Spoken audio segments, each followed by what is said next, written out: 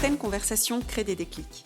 Je suis Agathe Molinard, entrepreneur passionnée, toujours en quête de ce qui éclaire, questionne et donne de l'élan.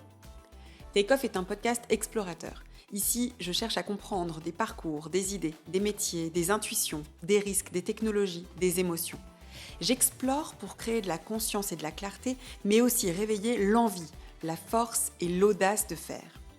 J'espère créer ces déclics et je vous propose à chaque conversation de faire décoller votre regard, vos choix et votre manière d'avancer.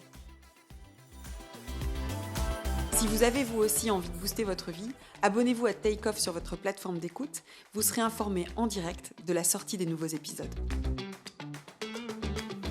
Aujourd'hui, je reprends le micro seul.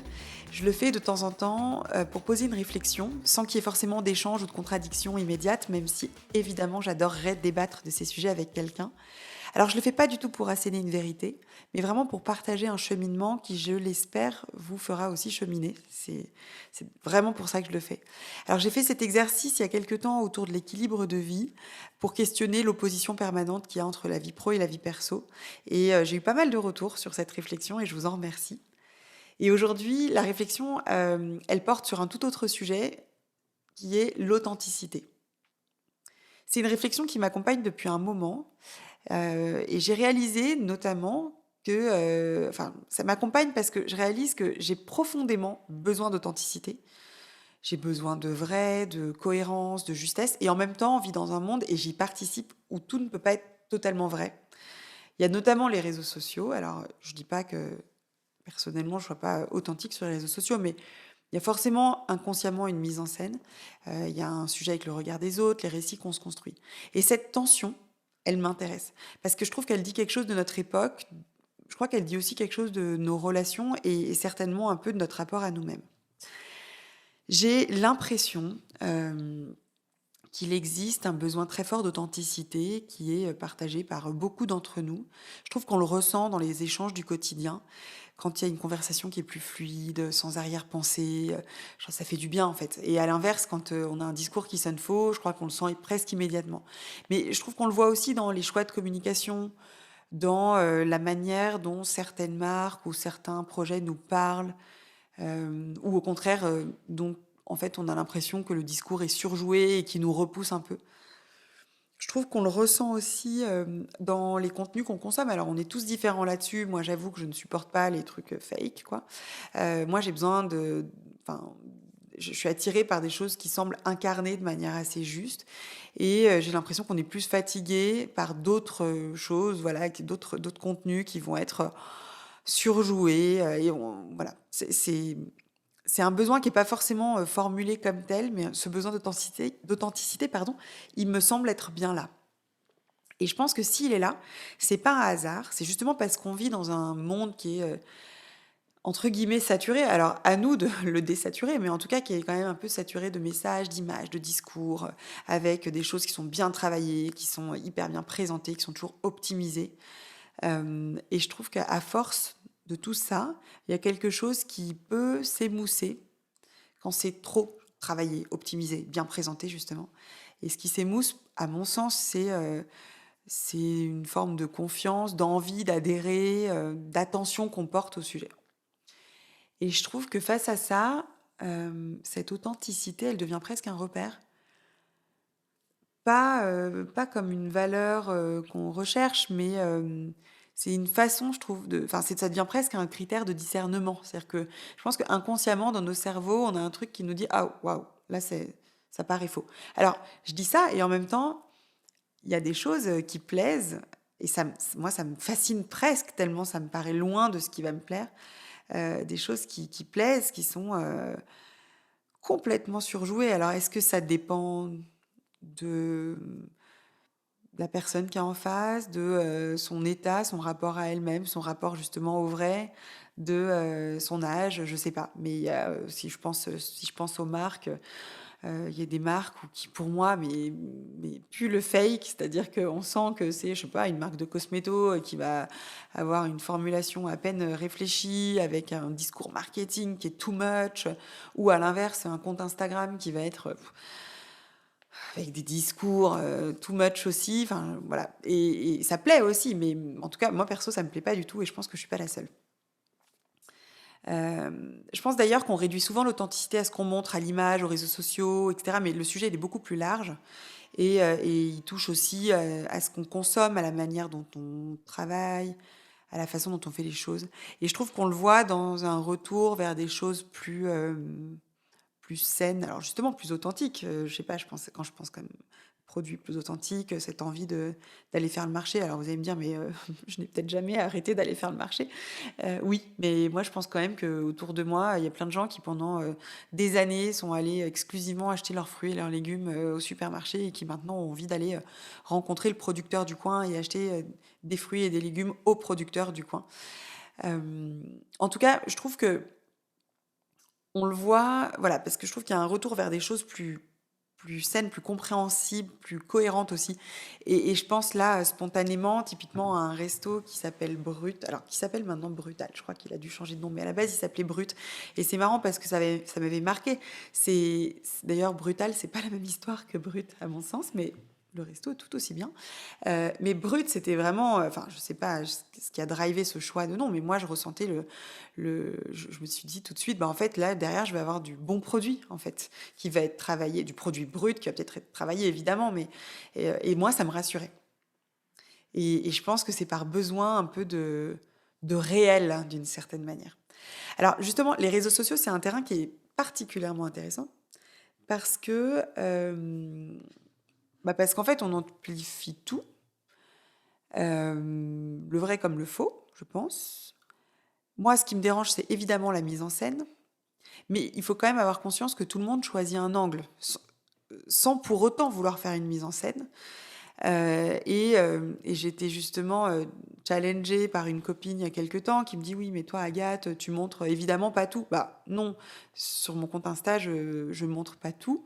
Maintenant, je suis. Alors pourquoi je montre pas tout? Pas parce que j'y ai réfléchi. Je suis très spontanée. Et d'ailleurs, je pense que être spontanée et être authentique, c'est assez différent. Je pense que je suis spontanée et authentique. Pour moi, la spontanéité, c'est vraiment la façon dont les choses sortent. Et l'authenticité, c'est plutôt le fond, quoi.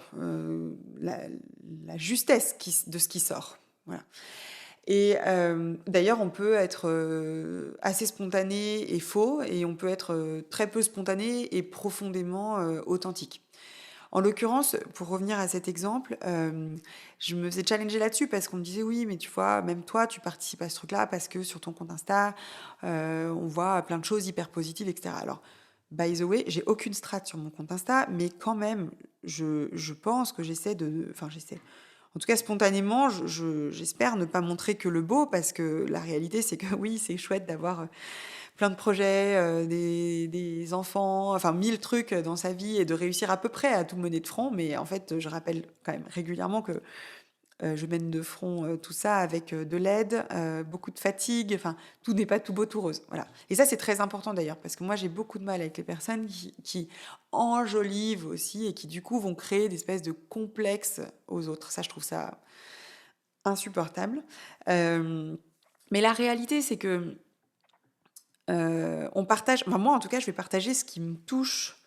Et forcément, je vais choisir un cadre pour ça. Alors, je vais partager ce qui, moi, m'amène une émotion. Un peu comme d'ailleurs, je le fais un peu comme si c'était un album personnel. Alors, quelqu'un qui est très proche de moi qui me disait, mais enfin, si c'est ton album perso, ton album souvenir, en fait, pourquoi tu as besoin qu'il soit public, cet album? Ça n'a pas de sens. Alors ça, c'est un autre sujet. Pourquoi j'ai besoin qu'il soit public? Aujourd'hui, je ne sais pas si j'ai besoin, mais en tout cas, il l'est. Moi, j'ai commencé à partager sur les réseaux sociaux pour comprendre, enfin sur Instagram, pour comprendre ce nouveau réseau social à l'époque où j'avais un e-commerce et où il fallait comprendre les enjeux de ce nouveau réseau. Puis je me suis pris au jeu, notamment parce qu'il y avait de belles photos, et moi j'aime ce côté esthétique. Aujourd'hui, ce qui est intéressant, c'est qu'il y a toujours de l'esthétique, mais c'est plus ce qui est recherché justement. Et d'ailleurs, on en revient à ce sujet d'authenticité. On va chercher plus d'authenticité. Moi, perso, je suis des comptes sur lesquels je sens qu'il y a des personnes qui partagent du vrai. Et c'est d'ailleurs les retours qu'on me fait sur mon compte personnel. C'est de dire, enfin, régulièrement, on me fait ce retour-là. Et en tout cas, c'est une réalité que moi, je partage du vrai. Mais malgré tout, forcément qu'il y a un angle. Et pour revenir à l'exemple, ma pote, à ce moment-là, me disait: «Bah oui, tu vois, là, tu partages une photo de notre table», parce qu'on dînait entre amis et «tu partages une photo de notre table et évidemment, bah, tu as mis, les choses sous un bel angle et tu pas mis la table, la nappe tachée à la fin et toute sale». J'aurais pu, cela dit, puisque la nappe tachée, c'est aussi la vie, c'est aussi, peut-être les enfants qui l'ont tachée ou nous, j'en sais rien, mais en tout cas, c'est la vie et c'est beau tout ça. Mais la réalité, c'est que moi, j'ai été émerveillée par cette belle table et donc spontanément, je l'ai partagée parce qu'elle était belle et que ça m'a émerveillée. Voilà. Hem, En tout cas, c'est, moi, en tout cas, j'avoue que c'est les décalages qui vont me déranger. C'est-à-dire que le décalage entre la réalité et un truc hyper mis en scène.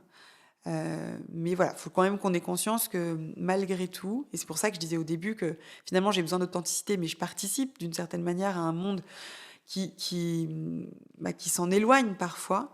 En tout cas, c'est pas volontaire, mais il y a forcément un biais et ce biais, je questionne un peu le fait qu'il arrive parce qu'on fait des choix, certainement parce que, on sait qu'on est regardé, je sais pas. Je le questionne. Alors je sais pas si c'est intéressant pour vous que je vous partage tout ce qui me vient comme ça dans la tête, mais et je pense là, aux réseaux sociaux, mais je pense spontanément aussi à la télé-réalité, alors qui existe depuis bien longtemps.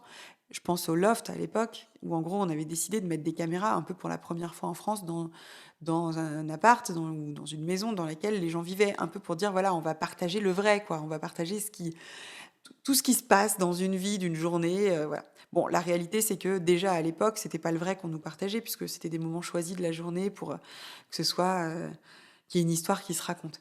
Mais finalement, est-ce que ces personnes qui étaient là pour, en vivant, entre guillemets, «de manière normale» avec des caméras, étaient vraiment normales? En fait, je pense pas, parce que je pense qu'à partir du moment où il y a des caméras, on est forcément un peu faussé. Alors parfois, on s'oublie, j'imagine, mais il y a quand même un truc qui est un peu faussé, quoi. Tout ça pour dire que, oui, je parlais des réseaux sociaux, mais la réalité, c'est qu'il y a un autre endroit où la «tension» entre guillemets, entre, enfin est visible, c'est dans le travail. Pourquoi? Parce que, typiquement, là, je sors d'une série d'entretiens et en fait, il y a des personnes qui ont des super beaux discours, mais on sent que évidemment, bah, je sais pas, le langage corporel ou enfin, on sent que ça sonne faux, quoi et ça, il y a une nécessité là d'être dans le vrai à ce moment-là. En tout cas, moi, personnellement, je peux pas recruter quelqu'un dont je ne sens pas l'alignement entre le discours et la personne. Alors, vous allez me dire, c'est un ressenti, hein, mais bon, souvent, enfin, c'est qu'il y a quand même un truc qui cloche. Et ça veut dire que je préfère, par exemple, avoir quelqu'un qui va être honnête et qui va me dire, bah, en fait, non, là-dessus, je suis pas hyper bonne et je peux m'améliorer. Après, voilà, là-dessus, ça va être positif, là moins, etc. J'ai beaucoup plus confiance en cette personne qui va me dire vrai pour la recruter que dans la personne qui essaie d'être parfaite. Euh, et je pense aussi à autre chose. Euh, Finalement, il y a quand même un truc, c'est qu'avec, enfin moi, voilà, en tout cas pour conclure là-dessus, pour moi, c'est un vrai levier de confiance, l'authenticité. C'est-à-dire que ce qu'on vient de se dire, c'est qu'à la fois sur des gens que je vais suivre sur les réseaux sociaux, des gens que je vais avoir envie de recruter, le choix d'un restaurant ou autre, il y a un vrai levier de confiance parce que quand on sent qu'il y a de l'alignement, que les choses ouais, sont justes, incarnées justement, etc., et ben, j'ai confiance. Et d'ailleurs, ce manque d'alignement, c'est fou parce qu'on a ce besoin d'authenticité, mais il y a encore, heu, au-delà des réseaux sociaux, des milieux dans lesquels, on manque justement de vrai. Et je vais parler du milieu entrepreneurial. Évidemment qu'il y a plein d'entrepreneurs qui sont, absolument, à la fois incroyables et vrais et justes dans la façon de partager les choses. Mais il y a aussi ce que j'appelle le théâtre entrepreneurial avec tous ces entrepreneurs qui vont, hem gonfler leurs chiffres pour paraître plus waouh, qui vont avoir des postures qui personnellement vont me déranger, des postures de sachant, donner des leçons. Et en fait, cette espèce de théâtre de la réussite, moi, ça me fatigue. euh, Parce que finalement, je crois que on confond parfois réussir et être vu en train de réussir. Et je crois que l'essentiel, c'est de réussir. Et réussir, d'ailleurs, c'est très personnel, en fait. La réussite, elle est très propre à chacun.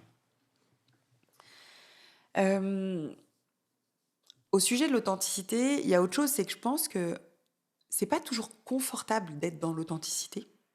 Je pense qu'on devient plus vulnérable d'une certaine manière parce qu'on montre vraiment qui on montre ses fragilités et s'exposer, c'est prendre le risque d'avoir en face des personnes qui viennent peut-être jouer avec ses fragilités. Moi, par exemple, en tant que manager, alors je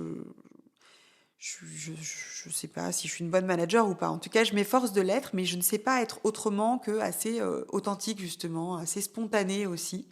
Mais cette authenticité fait que je me livre beaucoup plus que certains managers le font certainement à leurs équipes. Alors j'avoue que j'ai du mal, j'ai pas envie en fait justement de rentrer dans les codes du manager, des codes qu'il faut respecter. En fait, je sais pas qui un jour a défini qu'il fallait avoir des codes. Je crois qu'il faut surtout être soi-même et que justement on embarque aussi beaucoup plus les gens et son équipe en étant soi-même. Donc ça me paraît vraiment valable dans le milieu de l'entreprise.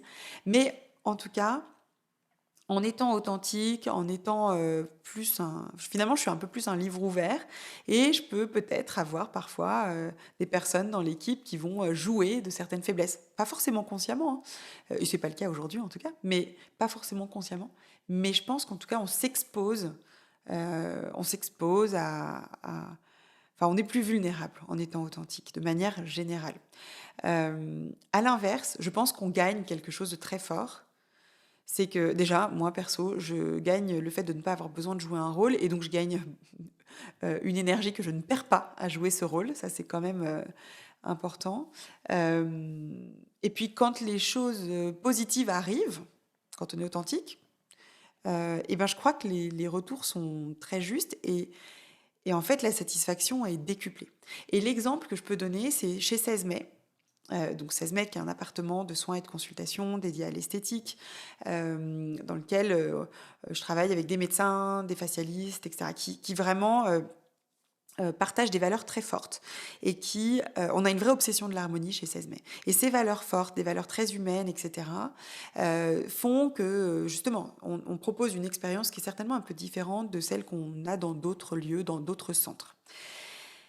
En voulant être très alignée sur ces valeurs, moi, je fais parfois des choix qui sont pas des choix business. C'est-à-dire que je vais faire des choix qui vont être plus coûteux et qui vont avoir un impact, alors soit en coût, en ressources financières, soit en énergie, par exemple, très important.